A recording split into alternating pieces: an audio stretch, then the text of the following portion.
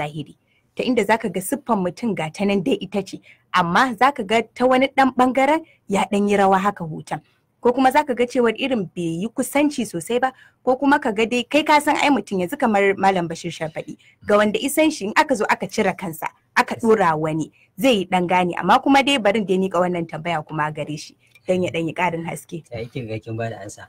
Kuma ba kamata ya tambayi hoto ba gabaki ɗaya, shin ya ma ake gane labaran ƙarya ya kamata ya tambaya.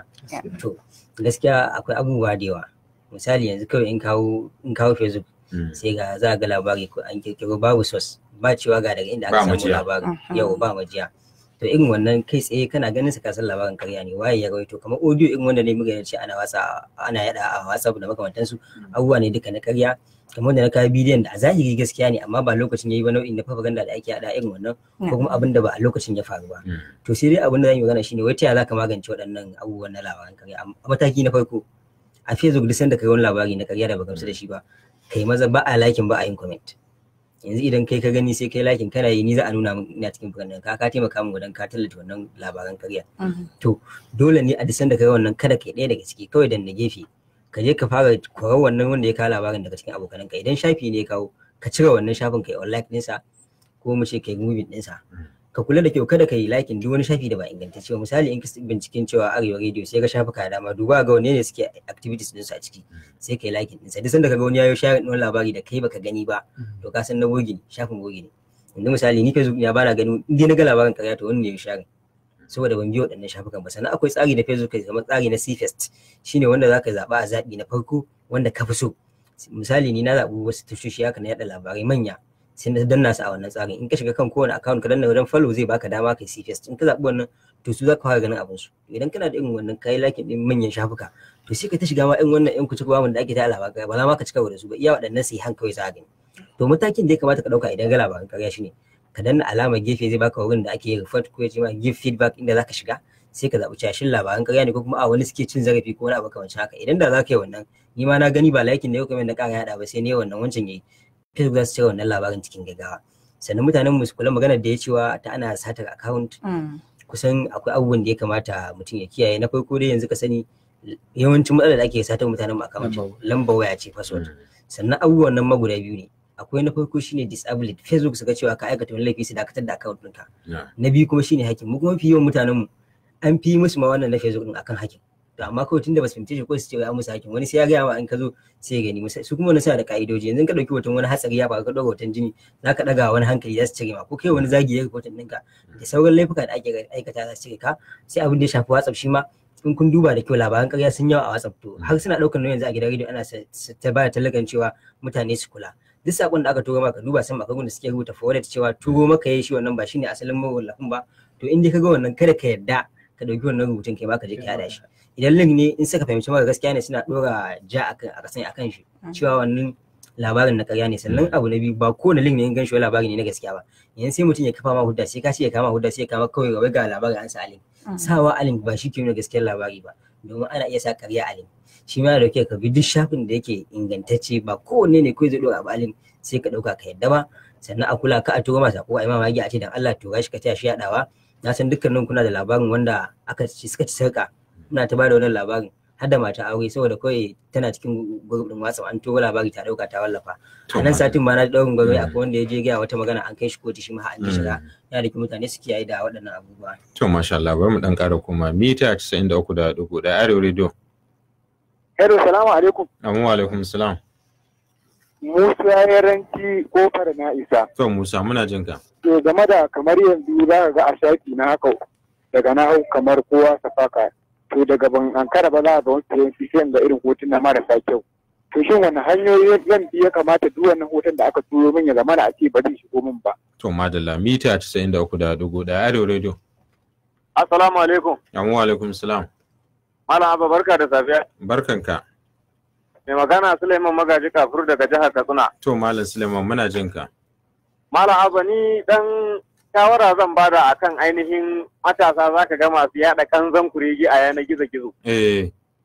Ya kamata dan Allah, dan girman Allah hukuma ta kafa wata doka a majalisa wanda duk wanda aka kama da laifin irin wannan yada wannan labarin kanzan kuregi ga hukuncin da za a yi mai kawai. To madalla mun gode. bari mu je zuwa ga su manyan bakin namu. Bisa ga tsari na dokar ƙasa akwai hukuma wadda aikin ta sukutun shine ta rika sa ido akan irin al'amura na sadarwa. Shin akwai wani yunkuri da kuke wurin aiki da su domin ku rika ba su bayanai don taimaka musu wajen magance matsalolin da ake samu kamar NCC alal misali? To gaskiya yanzu ba mu da wani tsari a tattare da su. Sai dai gaskiya da abin da muke ba koyi bane, duk wani abu da muke activities na wannan abubuwan ba za mu ce ba sa gani ba. Suna ganin abubuwan da muke amma ba wanda wata alaka da su ta kusa ko ta nesa.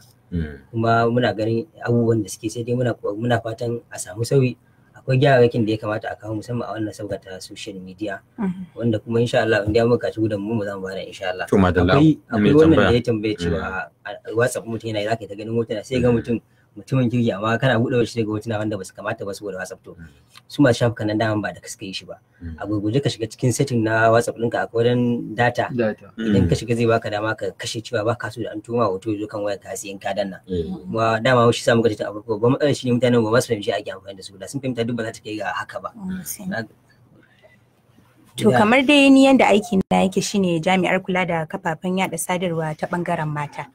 To gaskiya kamar matanmu na gida ko kuma in ce 'yan mata, kaga su ba su da kamar access to, ko zan ce ba su da wani dama da za su fito waje a fafata da su. Kaga duk irin sakon da aka turo musu su suna zaune ne a gida, don haka ba za su san sahihancin labari ba. Sannan kuma ita wannan kafar sadarwar ma me amfaninta shine sada zumunci, sannan kuma da yada labarai. To su mata suna zaune a gida, ba su fita sun ji me yake faruwa ba. To don haka duk sakon da aka turo musu kawai su yarda da shi za su yi. Sannan kuma mu kamar muna da wata al'ada ta cewar akwai irin manyan gidan jaridu da kawai ko me suka faɗa mu mun yarda da shi. To kaga a yanzu kamar wannan kakar zaben an samu wasu rahotanni cewar akwai manyan kafafen sadarwar nan da aka kirkiri shafuka na bogi nasu. To in dai kamar ba mu da muka san abin ba, ko kuma irin wanda ya waye da harkar, ba zai gane cewar wannan shafin na bogi bane ba. Dan haka kawai ana turo labari kawai mun gani ne a shafi kaza, sai ka ga cewar kawai an ɗauka an yadda da shi ta zauna, har sannan kuma mu ma mu rika yaɗawa ga wasu. To gaskiya ya kamata a yi tsokaci akan irin waɗannan shafuka na bogi, sannan kuma ga mu kanmu matan ma mu san irin wani labarai za mu rika ɗauka har da za mu rika yaɗa domin gujewa faruwar abubuwa marasa kyau. To da kika bayani akan matsayinki na jami'a da ke kula da bangaren mata, akwai waɗansu shafuka da ake ganin suna ka hatsaniya a cikin gida. Shin akwai wani tsari da kuke na ganin cewa kun faɗakar da mata akan irin waɗannan shafukan?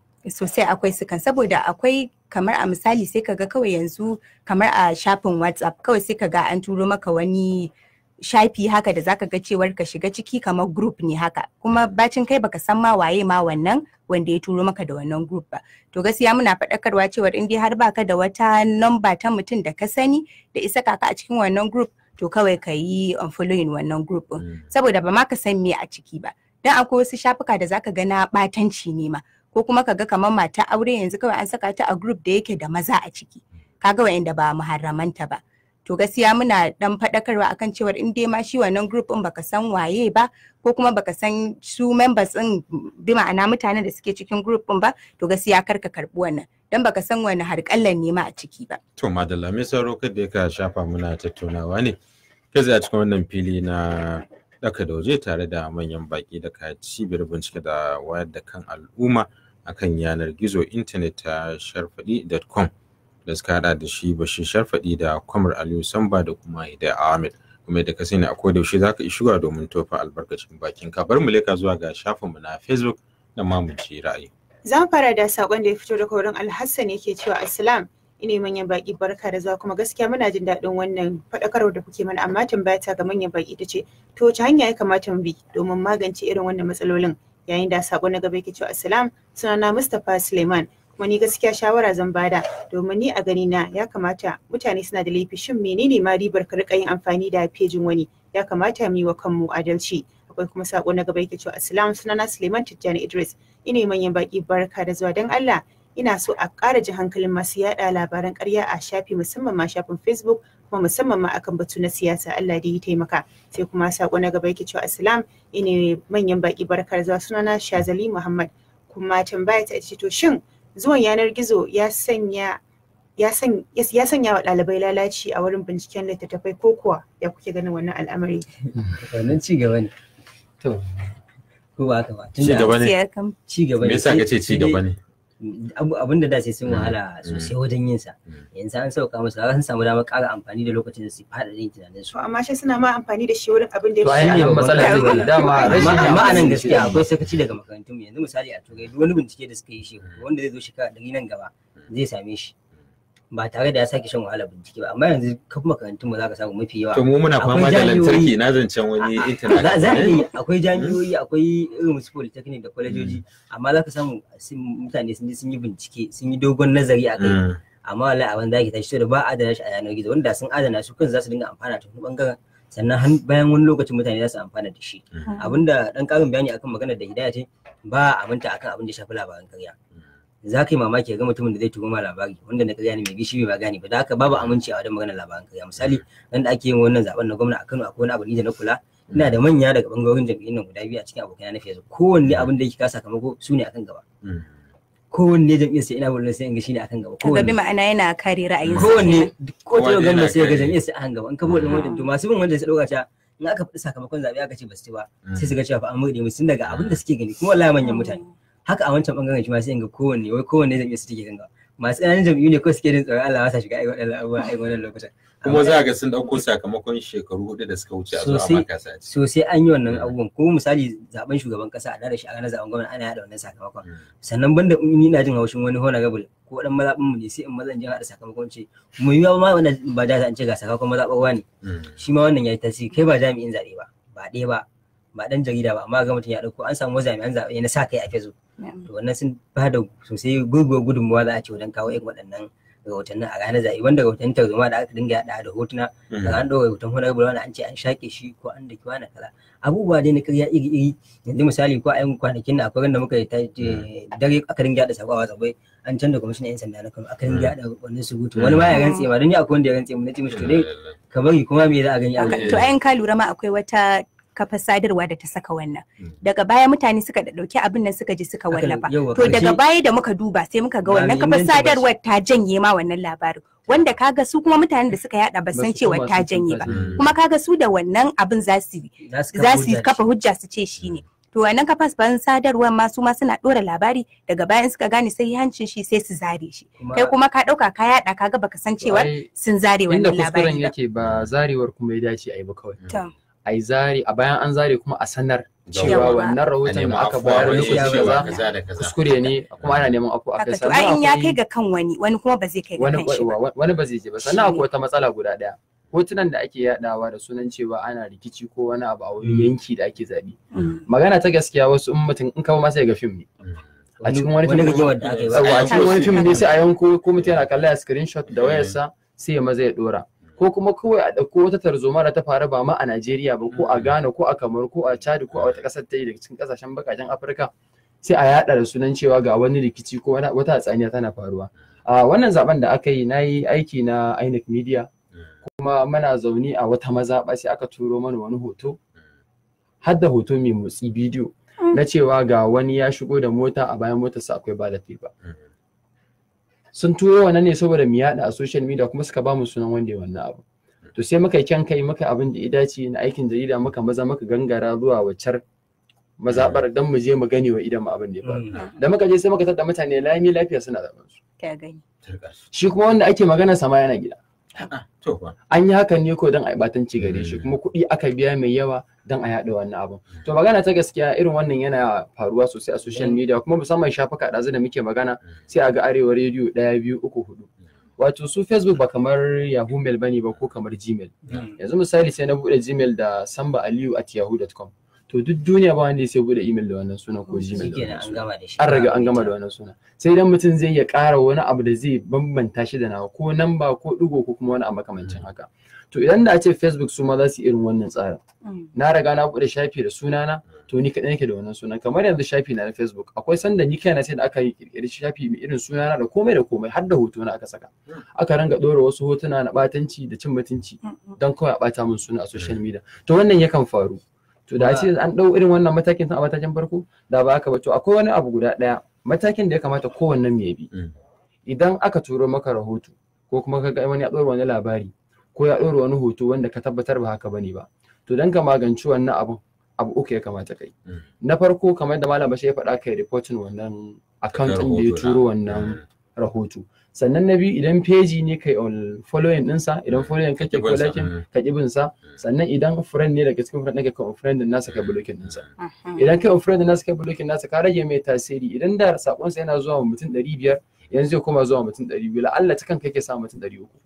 To wannan shine hanyar da za a bi cikin sauki na magana da kai ko a yan kwanaki da ake dakon jiran sakamako a Kano.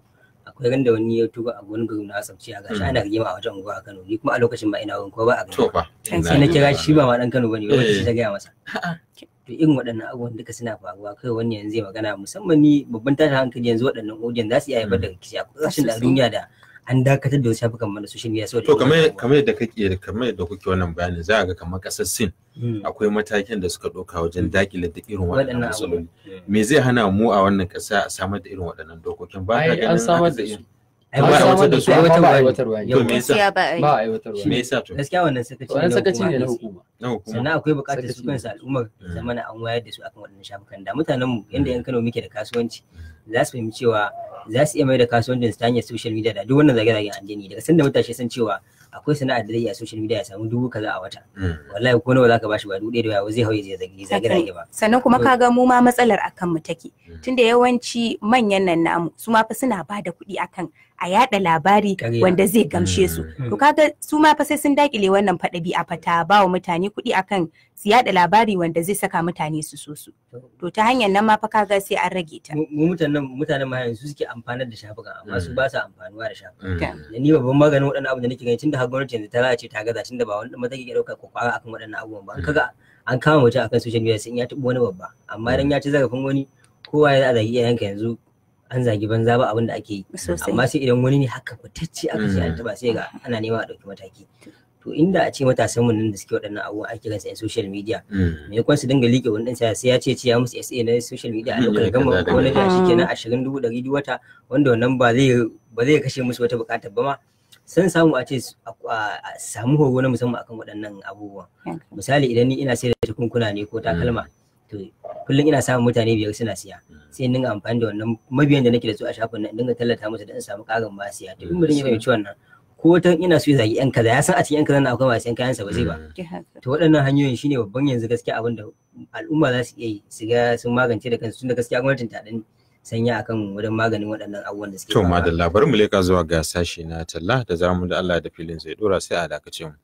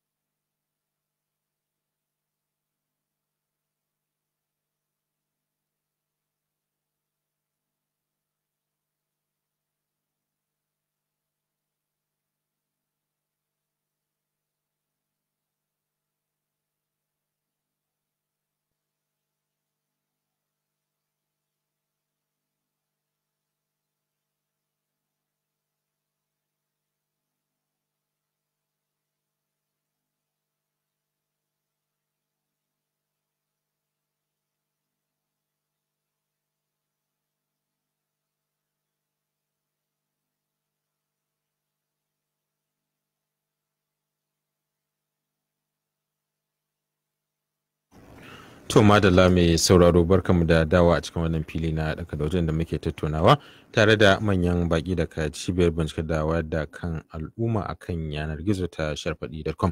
To da yake naga lokaci yana hararin barin je zuwa ga manyan baki madanci irin kira ko jan hankali da kuma irin hanyoyin da suke ganin ya kamata a bi domin magance wannan matsala. Bari mu fara da ita Hidaya Ahmad mu fara jin ta nata ra'ayi akan wannan batu. To akwai wata babbar matsala ma yanzu da take faruwa tsakanin mu mata da kuma maza. Zaka ga akwai wasu shafuka haka da suke online marketing kamar cinikayya ta wata hanyar sadarwa. Inda kamar yanzu zan turo da hoton abu kamar jaka haka in tallata muku ita in ce ku turo kuɗin ku sannan zan kawo muku ita, wani lokacin ma kawar ma har kofar gidanka. To yawanci sai kaga idan an tura mutanen nan kuɗi sai kaga cewar zancen ya sha ruwa. Na ga jaka ga ta zahiri an turo min hotonta, wani lokacin ma zaka ga har an yi packaging ɗinta, bi ma'ana an haɗa ta an shirya ta, za a ce za a turo maka ta mota ko kuma wasu irin masu bi gidaje suna rarraba ta ɗin nan yawa a kawo maka ita. Amma fa sai ka biya kuɗi tukunna za a aiko da ita. To yawanci sai ka ga shiru ka biya kuɗi amma kuma ba a aiko da abin nan ba. To akwai hanyoyi da yawa na kare wannan afkuwar wannan abu, inda zan miƙa zancen ga Malam Basheer Sharfadi ta inda zai yi bayani ta yanda za a kare wannan abu. To madalla. Ai lokaci yana ja, ba wai iya waɗannan masu sai da kayayyakin ga wannan mata tallanci ka kowa ba.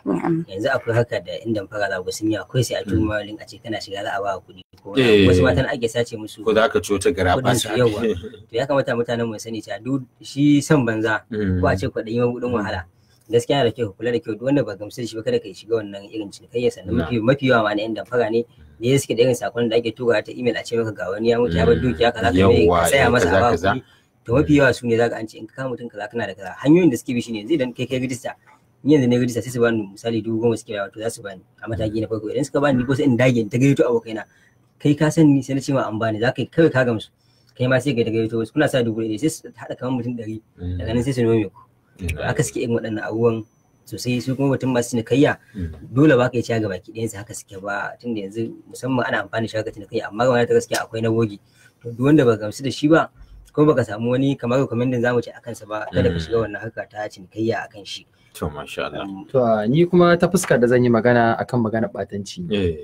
Da yawa wasu sukan buɗe shafukan su, amma su sani cewa daga abin da yake rusa shafin mutum ko kuma ya lalata shi shine batanci, musamman ga mutane masu daraja, malamai ko sarakuna ko hukuma ko wani makamancin haka. Ka kama sunan mutum ko ka sa watansa kai maganganu marasa daɗi, wannan ba daidai bane ba, kuma daga abin da yake lalata account na mutum. Kuma ya ma rage darajar wannan babba a idan mutane. Kuma kai ma da rage maka daraja, domin duk mutum mai hankali da ya kana batanci da zagi da cin mutunci na mutane, to ba zai kalle ka a matsayin mutum da zai saurara ko kuma karɓar wani sako muhimmi daga gare shi ba. To wannan yana daga abubuwan da suke jawo shafukan mutane su lalace, kai tsaye su dinga tunanin kamar ko kwacewa akai ko wani a makamancin haka. A'a, mutane da suke bibiya ne suke reporting sakamakon wannan yawan batancin da aka samu mutum yana yi. To wannan abin sai ya jawo Facebook gaba ɗaya su rufe wannan account. To daga hanyoyin da ya kamata mutane su bi domin su kare kansu daga samun irin wa'annan matsalolin shine a matakin farko mutum dai ya kasance duk abin da zai a social media yana da tabbas akan wannan abu. Kuma mutane su sani cewa akwai fa hukunci na musamman da doka ta tanada akan duk wanda ya wata kalma ta batanci akan wani, wanda suke cewa defamation of character, wanda laifi ne mai zaman kansa a cikin kundin tsarin laifuka na Najeriya. Kuma idan aka samu mutum da wannan laifin, hukuncin yana iya kaiwa shekara 1 zuwa shekara 2 a gidan yari, wani lokacin ma har da tara. To masha Allah, muna godiya kwarai da gaske manyan baki da aka samu lokaci aka shigo maka tattauna da ku a cikin wannan fili na daka da waje daga cibiyar bincike da wayar da kan al'umma akan yanar gizo, ma'ana internet kenan, ta sharfadi.com, da suka hada da shi Basheer Sharfadi da Comr Aliyu Samba da kuma Hidaya Ahmad da suka kasance da mu, da fatan Allah mai da ku gida lafiya. Mai saro anan za mu yi salama da kai a cikin wannan fili na daka da waje, sai kuma wani jigon. A madadin ita Binta, Abdullahi, Fulani, Abba, Dauda, Abba nake cewa kasance lafiya. Wassalamu alaikum.